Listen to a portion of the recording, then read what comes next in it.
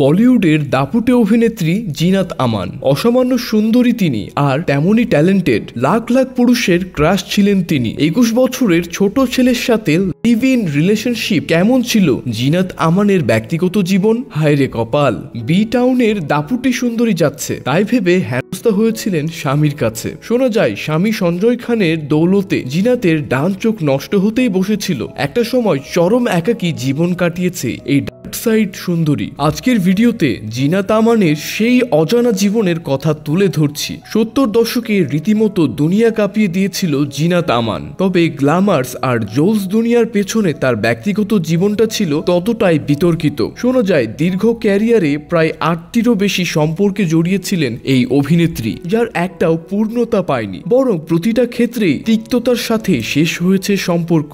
সেই গল্প কোনো সিনেমার চেয়ে কম কিছু নয়। মাত্র 13 বছর বয়সে বাবাকে হারিয়েছিলেন এই অভিনেত্রী। এরপর জার্মান নাগরিককে বিয়ে করে জার্মানি সেটেল হয়ে যান তার মা। অভিনেত্রীর পড়াশোনাও সেখানে, যদিও গ্র্যাজুয়েশন শেষ না করে ভারতে ফিরে এসেছিলেন জিনাত। সাংবাদিক হিসেবে যোগ দিয়েছিলেন ফেমিনা পত্রিকায়। তবে সাংবাদিকতায় মন কার, তার নজর তো ছিল মডেলিং এ। মিস ইন্ডিয়া কন্টেস্টে 3য় স্থান পেলেন। 1970 সালে মিস এশিয়া প্যাসিফিকে জয়ী হয়েছিলেন। বাস, আর তাকে কে পায়? পা রাখলেন বলিউডে, এসেই জাস্ট ঝড় তুলেছিলেন। নতুন করে স্টাইল আর ফ্যাশনের সংজ্ঞা লিখেছিলেন জিনাত আমান। 70 দশকের তখন নায়িকা মানেই শাড়িতে সুন্দর, ঠিক তখনই জিনাত দেখিয়েছিলেন ওয়েস্টার্ন ড্রেসেও নায়িকা হওয়া যায়, যার আবেদনে পাগল হয়েছিল ভারতের দর্শক। কিন্তু জানেন কি, তিনি নিজে ছিলেন চরম অসুখী। তার জীবনে প্রেম এসেছে বারবার, কিন্তু ভাগ্যের নিষ্ঠুর পরিহাস প্রতিবারই তাকে চরম কষ্ট সহ্য করতে হয়েছে।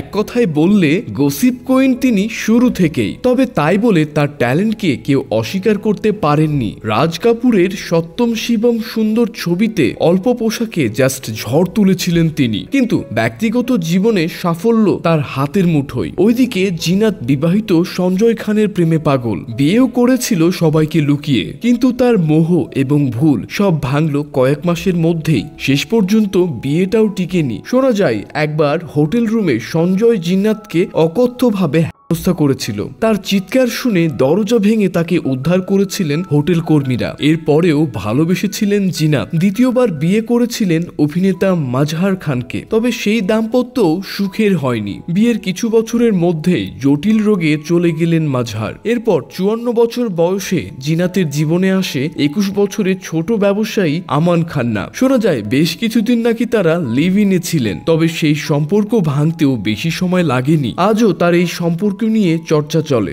এখন এত সম্পর্ক ভাঙার কারণ কি তা আমরা জানি না। জিনাতের ভুল নাকি অন্য কোনো কারণ তাও জানতে পারিনি। শুধু এতটুকু বলতে পারি তিনি একজন আইকন।